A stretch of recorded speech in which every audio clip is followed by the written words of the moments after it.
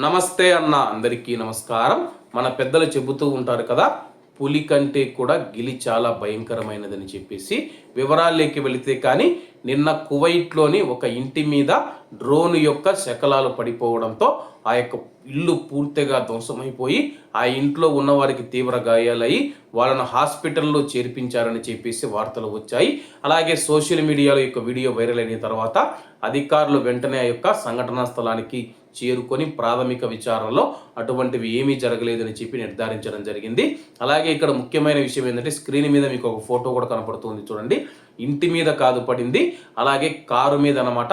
Car మీద కూడా పడింది. డ్రోన్ శకలాలు కానీ క్షిపణి యొక్క శకలాలు కాదనమాట. ఆ యొక్క ఇంటి నిర్మాణం అయితే అక్కడ జరుగుతూ ఉంది. పై అంతస్తులో ఉన్న నిర్మాణ సామగ్రి బలమైన గాలులకు అలాగే పై నుంచి ఆ యొక్క వాహనం మీద పడిందని చెప్పేసి అధికారులు తెలుపుతూ ఉన్నారు. కాబట్టి ఇటువంటి వార్తలను సోషల్ మీడియాలో ప్రసారం చేసేటప్పుడు చాలా జాగ్రత్తగా ఉండాలని చెప్పేసి, ఆ యొక్క కాంట్రాక్టర్ యొక్క నిర్లక్ష్యం వల్ల మాత్రమే ఇది జరిగిందని చెప్పేసి సోషల్ మీడియాలో మనం చూసుకుంటే కానీ ఒక ఇంటి మీద డ్రోన్ పడిపోయింది, ఏమైపోయిందో ఏమో అని చెప్పేసి ప్రజలలో భయాందోళనలు రేకెత్తించే విధంగా అయితే చాలా మంది ప్రయత్నాలు చేస్తూ ఉన్నారు. ఈ నేపథ్యంలో ఆ యొక్క వీడియోలు పోస్టులు పెట్టిన వారిపైన ప్రత్యేక నిఘా ఉంచాము. వారిని త్వరలో అదుపులోకి తీసుకుంటామని చెప్పేసి అధికారులు తెలియజేశారు. కాబట్టి కువైట్లో ఉన్న మన భారతీయులు ఎవరైతే ఉన్నారో ఏదైనా సరే కానీ నిజ నిర్ధారణ లేని వార్తలు ఎవరూ పెట్టవద్దని చెప్పేసి ప్రతి ఒక్కరిని కోరుకుంటానన్నా. ఒకవేళ పెడితే కానీ కువైట్ అధికారులు మనపైన చట్టపరమైన చర్యలు తీసుకుంటారు.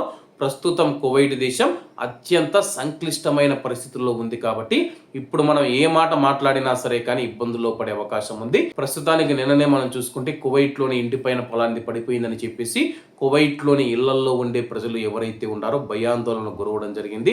అందులో చాలా మందికి బీపీ, షుగర్లు, దీర్ఘకాలిక వ్యాధులతో బాధపడుతూ ఉన్నారు.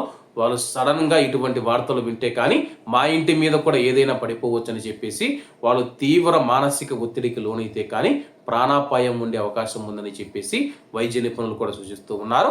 కాబట్టి అందరూ బాగుండాలి, అందులో మనం ఉండాలి. అందరికీ నమస్తే అన్న, జై హింద్.